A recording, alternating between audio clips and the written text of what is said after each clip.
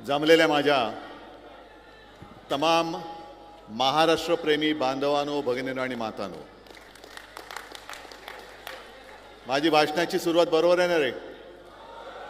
सगळे महाराष्ट्रप्रेमी आहात ना इकडे? कारण ही निवडणूक महाविकास आघाडी आणि महायुती अशी नाही आहे, तर महाराष्ट्रप्रेमी आणि महाराष्ट्रद्रोही यांच्यामधली ही लढत आहे. आपण सगळेजण महाराष्ट्रप्रेमी म्हणून एकवटलेलो आहोत आणि पलीकडे सगळे महाराष्ट्रद्रोही आहेत. मी एवढ्यासाठी महाराष्ट्रद्रोही त्यांना म्हणतोय की एक तर आपलं चांगलं चाललेलं सरकार गद्दारी करून पाडलं. जी गद्दारी महाराष्ट्राच्या रक्तामध्ये नाही ती त्यांच्या रक्तामध्ये आहे, म्हणून ते पहिले महाराष्ट्रद्रोही आहेत. त्याच्यानंतर महाराष्ट्राच्या हक्काचं जे काही होतं आणि आहे ते ओरबाडून कुठे नेत आहेत? जिथे नेत आहेत तिथपर्यंत आवाज गेला पाहिजे. कुठे नेत आहेत?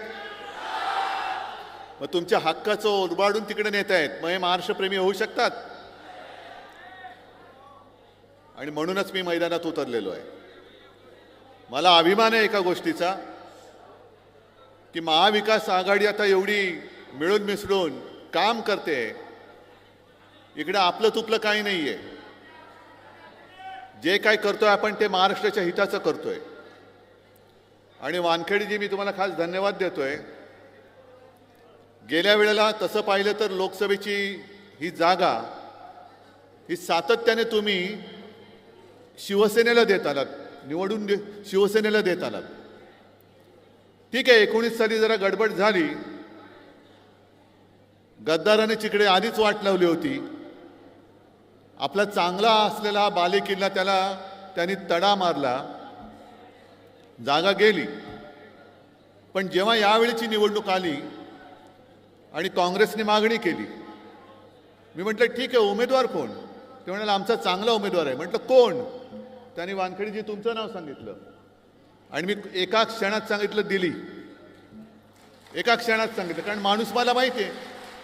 विधिमंडळामध्ये काम करणारा माणूस, माझ्या सोबत काम करणारा माणूस, आणि असा चांगला माणूस जर देशाच्या लोकसभेत जात असेल तर उगाच मी खेचाखेची कशाला करू? त्यांना जागा दिली. फक्त म्हटलं निवडून याल ना? ते म्हणाले साहेब 101 नाही, त्याच्यापेक्षा जेवढे टक्के लावाल तेवढे लावा, मी निवडून येणार. आणि आपण सगळ्यांनी कमाल केलीत. आपल्या हक्काच्या माणसाला दिल्लीत पाठवला आणि त्याच्यानंतर आता त्यांना पुन्हा धन्यवाद एवढ्यासाठी देतोय. म्हटलं लोकसभा तुम्हाला दिली, बसा. म्हटलं आता मला काहीतरी पाहिजे, बरोबर ना रे? मग दर्यापूर पाहिजे. आणि त्यांनी म्हणजे काँग्रेसने सुद्धा एका क्षणाचाही विलंब न होता सांगितलं साहेब नुसती देणार नाही तर निवडून आणून देणार.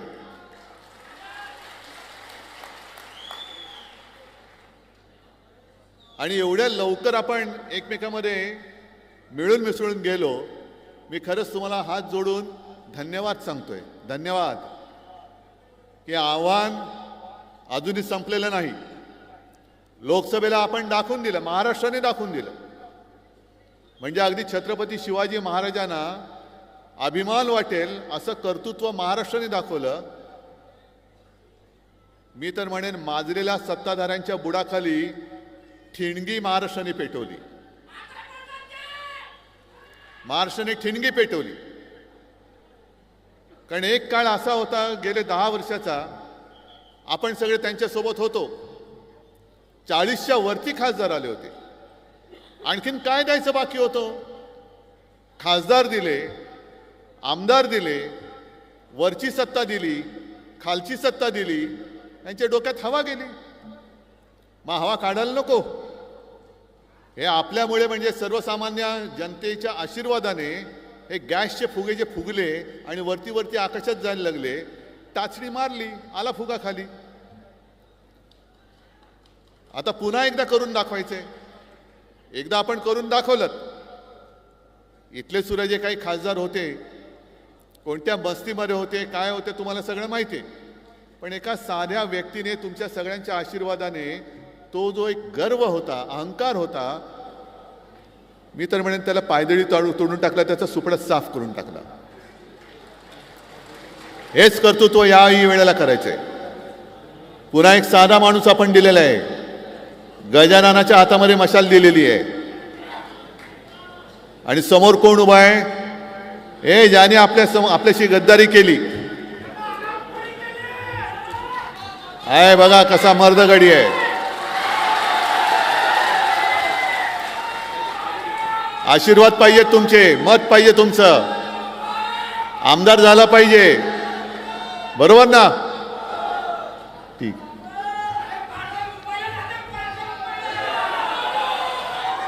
मी जिथे जिथे जातोय सभेला मला भाषण करण्याची गरजच लागत नाहीये. लोक तुम्हीच बोलताय, तुम्हीच सांगताय 50 खोके एकदम ओके, गद्दारांना गाडून टाकणार, मशाल पेटवणार, हे सगळे जनताच बोलते.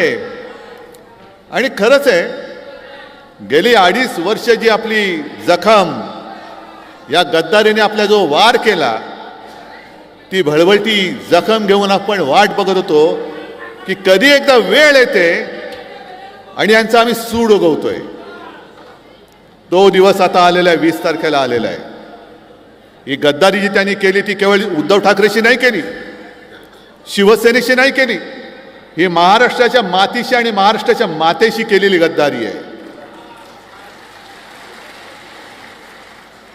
काय वाईट चाललं होतं आपलं सरकार?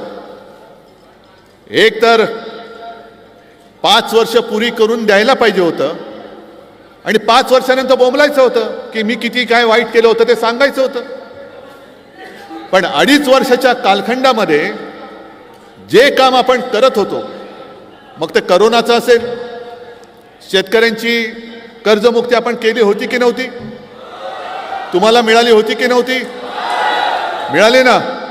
पण कधीतरी एक घटना मला अशी सांगा की मी कर्जमुक्ती केल्यानंतर तुमच्या समोर येऊन मोठा शो केलेला आहे. केला कधी शो?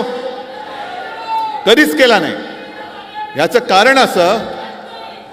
कारण असं की मी तुम्हाला जे कर्जमुक्त करायचं ठरवलं आणि मी करून दाखवलं, हे काय मी तुमच्यावरती उपकार नव्हते केले. मी माझं कर्तव्य पार पाडलं होतं. आणि कमीत कमी त्रासामध्ये मी शेतकऱ्याला कर्जमुक्त करून दाखवलं होतं. मी म्हणजे मी नाही, महाविकास आघाडीचं सरकार, हे सगळे सोबत होते. अगदी यशोमती ताई सुद्धा माझ्या कॅबिनेटमध्ये माझी सहकारी मंत्री म्हणून होती. महाविकास आघाडीच्या सरकारने, हे जरा कॅमेरामन खाली बसला तर बरं होईल, पाठच्याने दिसेल. जरा खाली बसा, कॅमेरा ऑन ठेवा आणि खाली बसा. जरा खाली बसा ना, खाली बसा. आहेत त्यांची पण गरज आहे, त्याच्यामुळे दिल्लीकर आपली सभा बघतायत, जरा त्यांना पण त्यांचं काम करू द्या. पण मी कधी येऊन अहंकाराने मी केलं की नाही कर्जमुक्त, केले की नाही कर्जमुक्त, ही शेखी कधी मिरवली नव्हती मी. कारण मी माझं कर्तव्य केलं. मी काय माझ्या खिशातनं पैसे काढून शेतकऱ्याला कर्जमुक्त नव्हतं केलं. आज जे यांचं चाललेलं आहेत, सगळे भाऊ, सगळे म्हणजे काय 3 भाऊ, मग एक देवा भाऊ, एक दाढी भाऊ आणि तिसरा जॅकेट भाऊ. मग यांच्यामध्ये भाऊबंदकी एवढी झालेली आहे. पण एका बाबतीत त्यांचं एकमत आहे, आपण तिघे भाऊ भाऊ सगळे मिळून महाराष्ट्र खाऊ. महाराष्ट्र गिळतायत, महाराष्ट्र खातायत, ओरबाडतायत. आता भले यांना महिलांसाठी प्रेम आलं असेल, बहीण म्हणून प्रेम आलं असेल, आनंदाची गोष्ट आहे. पण महिलांच्या सुरक्षेचं काय? जे रोज महिलांवरती अत्याचार होण्याच्या घटना घडत आहेत. एक काही महिन्यांपूर्वी बदलापूरमध्ये इथे जे काही घडलं, ती माता करायचं काय तिने? चिमुरड्या मुलीवरती शाळेमध्ये अत्याचार होतो, मग सुरक्षा आहे कुठे? शाळेमध्ये जर का छोट्या छोट्या मुलींवरती अत्याचार होणार असेल आणि तिच्या आईची तक्रार पोलीस स्टेशनमध्ये गेल्यानंतर कोणी दखल घ्यायला तयार नसेल, तर काय चाटायची तुमची ती 1500 रुपयाची मदत? काय करायचं त्या मदतीचं? आणि म्हणून मी परवाच्या सभेत बोललो की या तिन्ही भावांनी जर का तोंड दाखवण्यासारखं त्यांचं असेल तर त्या माऊलीला जाऊन सांगा, भेटा तिला, जिच्या मुलीवरती अत्याचार झाले ना, तिला जाऊन भेटा आणि सांगा की मी आहे तुझा भाऊ, हे घे 1500. मी पहिलं पायताण काढून तोंड तुमची अशी फोडून काढेल की माझ्या मुलीचं आयुष्य उद्ध्वस्त झालंय आणि तुम्हाला काय लाच देतोयस? सुरक्षा नाही, काही नाही, पण अचानकपणाने मी तुझा भाऊ, हे की तुला मी ओवाळणी देतो. हे असं नाटक, असं थोतांड हे महाराष्ट्रामध्ये आजपर्यंत कोणी केलेलं नव्हतं. आज मला एक बरं वाटलं की गवई साहेब, राजेंद्रजी, तुम्ही माझ्या व्यासपीठावरती आलात. मला जुने दिवस आठवले. रासू, गवई आणि बाळासाहेब एका व्यासपीठावरती होते. आमचा घरोबा तेव्हापासूनच आहे. आणि रासू साहेब घरी पण यायचे. मी लहान होतो. चर्चा त्यांच्या काय चालायच्या, राजकारण कसं चाललंय, काय चाललंय. पण ते सुद्धा मला दिवस आठवले की बाळासाहेब आणि रासू गवई साहेबांची ती जी मैत्री होती, त्या मैत्रीमध्ये त्यांनी कधी राजकारण येऊ दिलं नाही. आणि सदैव दोघंही एकमेकाचे स्नेही म्हणून उभं राहिले. भले दोन वेगळ्या पक्षात असतील, कदाचित विचारधारा वेगळ्या असतील, पण आज आपण एका व्यासपीठावरती आलेलो आहोत. आपलं उद्दिष्ट एकच आहे की आपला महाराष्ट्र आपल्याला वाचवायचा आहे, महाराष्ट्र वाचवायचा आहे.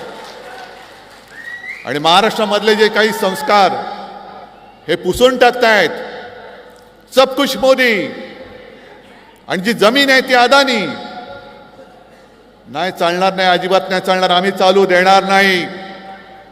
तुमचे हे सगळे जे काही मनसुबे आहेत ते याच निवडणुकीमध्ये आम्ही पातळामध्ये गाडून टाकून त्याच्यावरती आमच्या महाविकास आघाडीचा झेंडा फडकवल्याशिवाय राहणार नाही.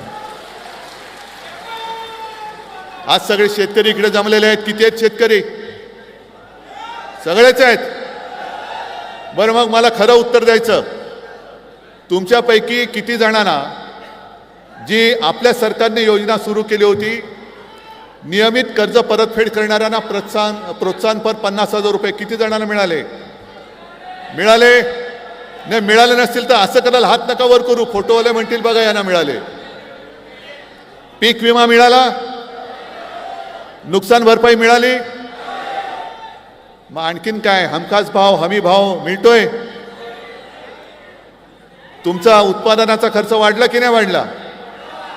म्हणजे तुमचा पेरणीचा खर्च जो काही येतोय, शेतीचा खर्च जेवढा येतोय, त्याच्यापेक्षा जे मोदीजी म्हणाले होते की शेतकऱ्याचं आम्ही उत्पन्न दुप्पट झालंय, मला एका तरी शेतकऱ्यांनी सांगावं की होय माझं उत्पन्न दुप्पट झालंय, मोदीजींनी उत्पन्न दुप्पट केलंय, मी माझे सगळे उमेदवार हे मागे घेऊन दाखवतो. बरं, सोयाबीनला जो आपलं सरकार भाव देत होता 1,000-1,200 रुपये, मिळतोय ना तुम्हाला? 1,500 रुपये झालेत, 2,000 झालेत. किती जणांचे झालेत? किती? 10,000च्या वरती होता, आता किती आला? 4,000, 4,500, 3,000. म्हणजे उलटी गिनती सुरू झालेली आहे. कापूस खरेदी होतोय, डाळ होते, सोयाबीनचे भाव पडतायत. कारण केंद्र सरकार जे आहे ते डाळीला आयात शुल्क न लावता आयात करायला परवानगी देते. सोयाबीनचं सुद्धा तेच चाललेलं आहे. म्हणजे आपल्या डोक्यावरती आपण इथे अमरावतीत जरी त्यांचा पराभव केला तरी इतरत्र देशामध्ये ते जे काय त्यांना तुटपुंज यश मिळालं, अजूनही ते महाराष्ट्रावरती अन्याय करतायत. परदेशातून डाळी आणतायत, इथल्या माझ्या शेतकऱ्याचा डाळीचा भाव पाडून टाकतायत. परदेशातून तेल आणतायत, इकडे माझ्या सोयाबीनचा भाव पाडून टाकतायत. कापूस असाच चढतोय. खरेदी केंद्र अजून सुरू होत आहेत? नाही होत. खरेदी केंद्र सुरू झालं तर म्हणतात तुझा कापूस ओला आहे. हे भले बसले त्या कापसाच्या गादीवरती राज्य करत, यांच्या गादीतला कापूस आता तुम्हाला काढावा लागेल. गादीतला कापूस काढा पहिल्यांदा. मग काय दिलं काय तुम्ही महाराष्ट्राला? आमचं सरकार तुम्ही पाडलं. मी म्हणे बाळासाहेबांचे विचार सोडले. काय सोडले होते विचार? मी हिंदुत्व सोडलं वाटते तुम्हाला कोणाला? पण ह्यांचं म्हणतील, भाजप जे म्हणेल ते हिंदुत्व मी मानायला तयार नाही, अजिबात तयार नाहीये. कारण आमचं हिंदुत्व असं आहे की हृदयामध्ये राम आणि हाताला काम देणारं आमचं हिंदुत्व आहे. घरातली चूल पेटवणारं आमचं हिंदुत्व आहे, घर पेटवणारचं हिंदुत्व, घर पेटवणारं हिंदुत्व मला मान्य नाहीये. तुम्ही मारामाऱ्या लावतायत, हिंदू मुस्लिम वाद करतायत, हिंदूंमध्ये पुन्हा मारामाऱ्या, मराठीमध्ये मारामाऱ्या. कशाला? नुसती सत्ता पाहिजे म्हणून? अरे चांगलं काम केलं असतं ना तर या जनतेने तुम्हाला आज सुद्धा डोक्यावर घेऊन नाचले असते, तुम्हाला काही करण्याची गरज, थापा मारण्याची गरजच लागली नसती. जर तुम्ही माझ्या शेतकऱ्याला आत्ता सांगताय तुम्ही कर्जमुक्त करणार, मग 2.5 वर्ष कशाला अंडी उभवलीत? आत्ता तुमच्या सगळ्या योजना बाहेर पडतायत, महिलांना आम्ही अमुक देऊ, युवकांना तमुक देऊ.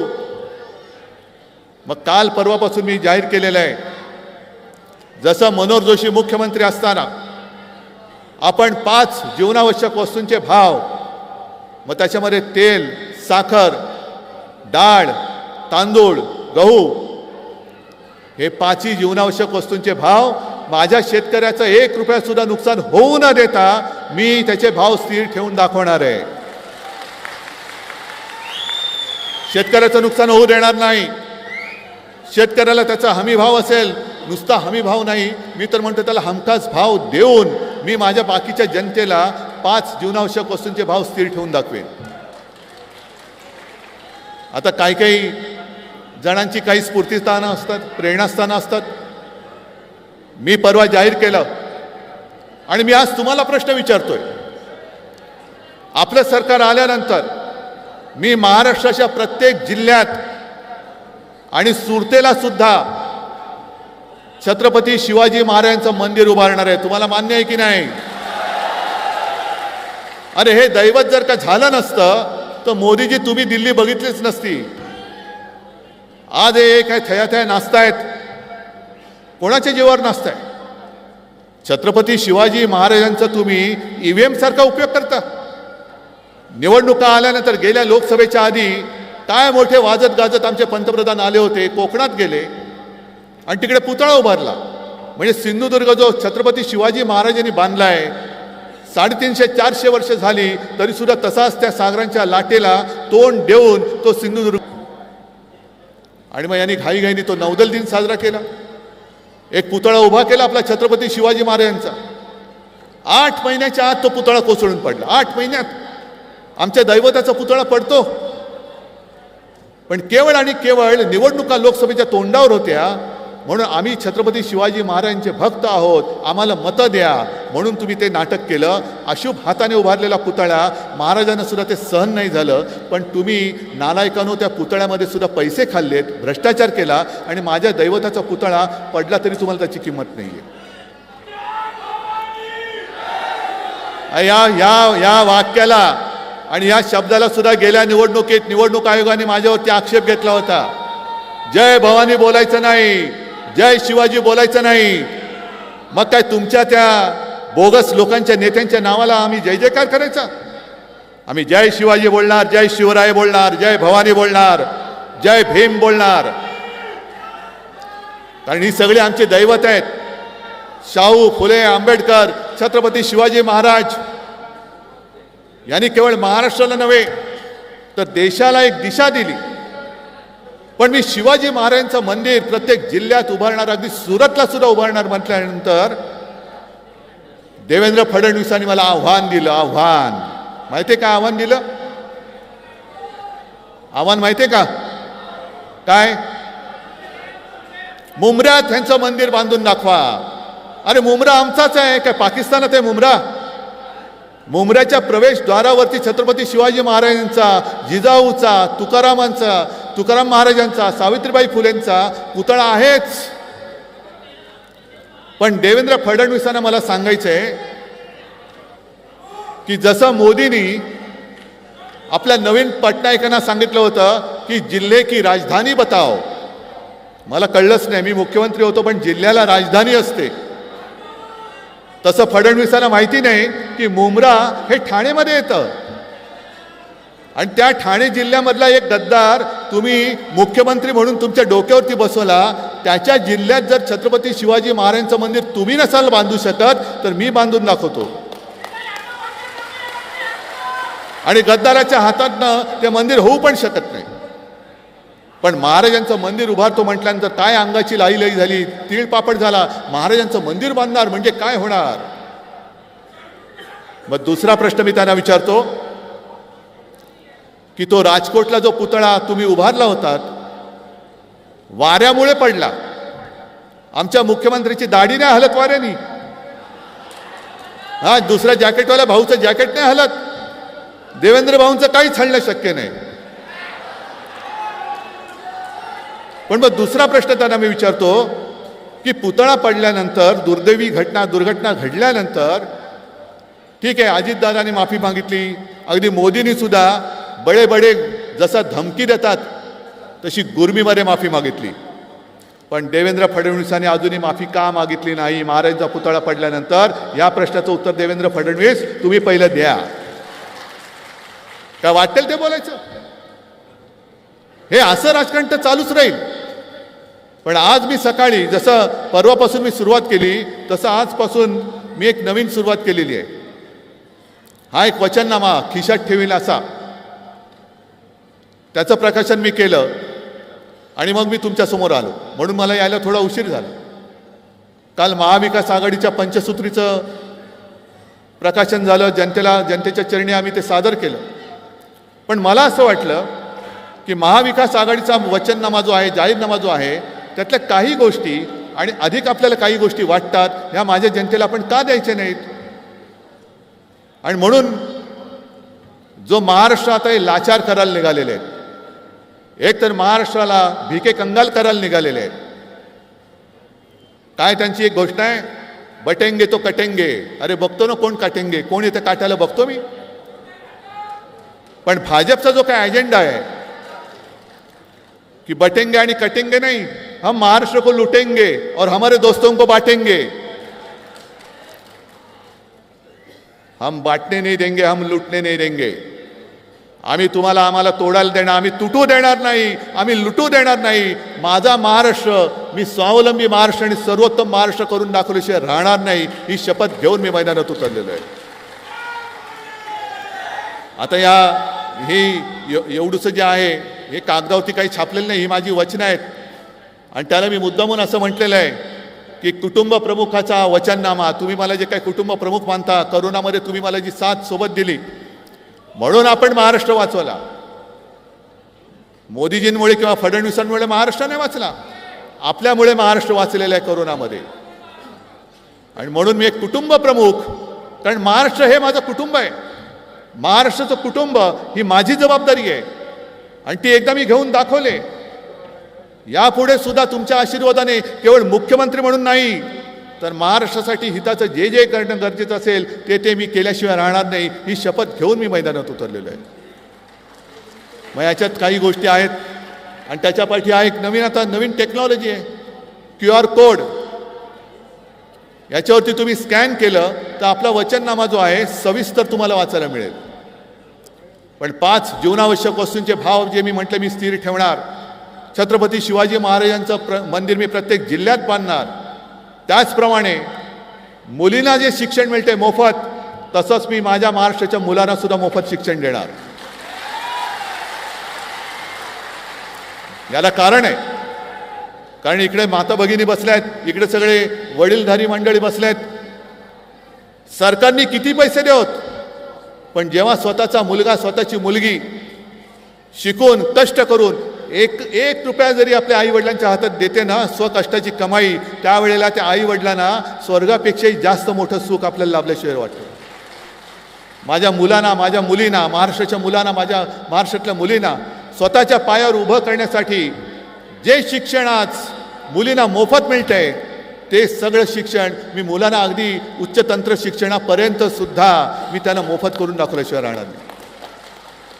शेतकऱ्यांना जर मी मुख्यमंत्री असतो ना, तर माझ्या मनात विचार होता की निवडणुकीच्या आधी परत एकदा कर्जमुक्त करायचं, आणि मी करून दाखवलं असतं. पण कालच्या महाविकास आघाडीच्या जाहीरनाम्यात तेही वचन आहे की आम्ही शेतकऱ्यांना कर्जमुक्त करून दाखवू. अनेक बेरोजगार तरुण आहेत, शिकलेत, सवरलेत, पण रोजगार कुठे? गुजरातला जाणार तुम्ही, मुंबईतनं बुलेट ट्रेन अहमदाबादला जाणार. मग महाराष्ट्रातले सगळे तरुण काय मुंबईत येऊन तिकडनं बसून काय अहमदाबादला जाणार नोकरी करायला? रोजगाराचा पत्ता नाही. अरे देवेंद्र फडणवीसांना थोडी तरी लाज वाटायला पाहिजे की नागपूरमध्ये आपण टाटा एअरबसचा जो प्रोजेक्ट आणत होतो तो तरी वाचवायचा होता. विदर्भातल्या अगदी पूर्व काय पश्चिम काय विदर्भातल्या संपूर्ण विदर्भातल्या माझ्या युवकांना युवतींना त्या मिहानमध्ये टाटा एअरबस जर का आला असता कारखाना तो नोकऱ्या मिळाल्या असत्या की नाही? मग ज्या विदर्भाने आजपर्यंत तुम्हाला भरभरून दिलं, खासदार दिले, आमदार दिले, अगदी राज्य तुम्हाला दिलं, तुम्ही दिलेल्या आमदारांमुळे देवेंद्र फडणवीस कोणे एकेकाळी मुख्यमंत्री झाले होते, त्या विदर्भाची सुद्धा तुम्हाला काही पर्वा नाही. म्हणजे तुम्ही द्या, आम्ही घेणार आणि गुजरातला देणार, देणार आणि गुजरातला देणार. सगळं काही गुजरातला चाललंय. मग माझ्या या तरुण युवकांनी करायचं काय? म्हणून त्यांना रोजगार मिळेपर्यंत 4,000 रुपये महिना हे महाविकास आघाडीचं सरकार त्यांना देणार आहे.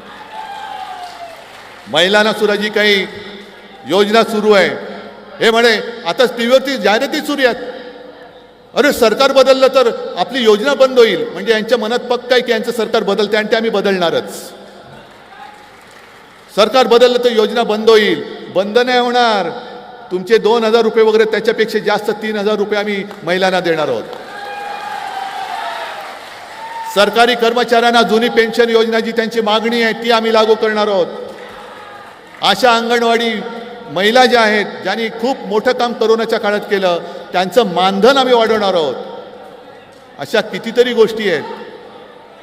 या सगळ्या गोष्टी महाविकास आघाडीचं सरकार तुम्हाला देणार आहे. पण तुम्ही मला फक्त एकच गोष्ट द्यायची आहे.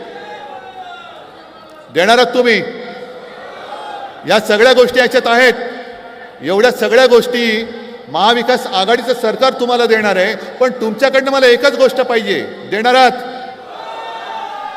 काय? तुमचा आशीर्वाद आणि तुमचं मत, ही एकच गोष्ट मला पाहिजे. फक्त एक मत द्या तुमच्याकडनं, सगळ्यांकडनं जेवढे आलेत, आणि तुमच्या कुटुंबाचं प्रत्येक मत हे आपल्या महाविकास आघाडीला द्या. कारण आम्ही लढतोय हे तुमच्या भवितव्यासाठी लढतोय. यावेळेला इकडे थोडंसं एक चोरलेली निशाणी आणि आपली निशाणी याच्यामध्ये संभ्रम निर्माण केला जाईल. कारण त्यांना मतं खेचण्यासाठी नेता कोणच नाही. मोदींचं नाणं आता वापरून वापरून गुळगुळीत झालंय. मोदींच्या फोटोवरती मत मिळत नाही. मग त्यांना आता आपल्या शिवसेना प्रमुखांचा फोटो लावावा लागतोय. संभ्रम निर्माण करतायत. पण आपली निशाणी आता कोणती आहे? पोचले, हृदयात पोचले, घरामध्ये पोचले. आणि शपथपूर्वक तुम्ही मला सांगताय की होय आम्हाला ही मशाल निशाणी कळलेली आहे, आम्हाला पटलेली आहे. आणि मशाल निशाणी मी जाणीवपूर्वक घेतली. कारण हा सगळा खोट्याचा जो काही कारभार चाललेला आहे हा खोट्याचा कारभार जाळून भस्म करण्यासाठी म्हणून मी मशाल तुमच्या हातात दिलेली आहे. तुम्ही आम्हाला डिवचलात, महाराष्ट्राचा स्वाभिमान डिवचलात, महाराष्ट्राच्या अस्मितेला तुम्ही तुच्छ लेखलात, महाराष्ट्राला तुम्ही तुमचं पायपुसणं समजायला लागलात. याद राखा, छत्रपती शिवरायाचा महाराष्ट्र हातात मशाल घेऊन तुमच्या कारभाराला आम्ही चोड लावून पेटून दिल्याशिवाय राहणार नाही. आणि दर्यापूर आणि अमरावती हा आपला बालेकिल्ला. आणि तुम्ही माझं पक्ष चिरलं, चिन्ह चोरलात. पण बघा ना आज माझ्याबरोबर किती लोक आलीत. तुम्ही एकटे पडलात, बाकी जनता माझ्यासोबत आली. जनता माझ्यासोबत आलेली आहे. आणि आपला उमेदवार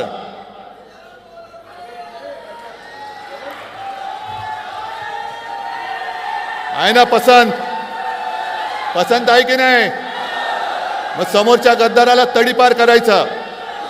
आणि हा मतदारसंघ जो यांनी नासून टाकलेला आहे तो परत एकदा मजबूतीने उभा करायचा. राजेंद्रजी तुमची मदत पाहिजे, वानखेडेजी तुमची मदत पाहिजे, सगळे राष्ट्रवादीचे त्यांची मदत पाहिजे.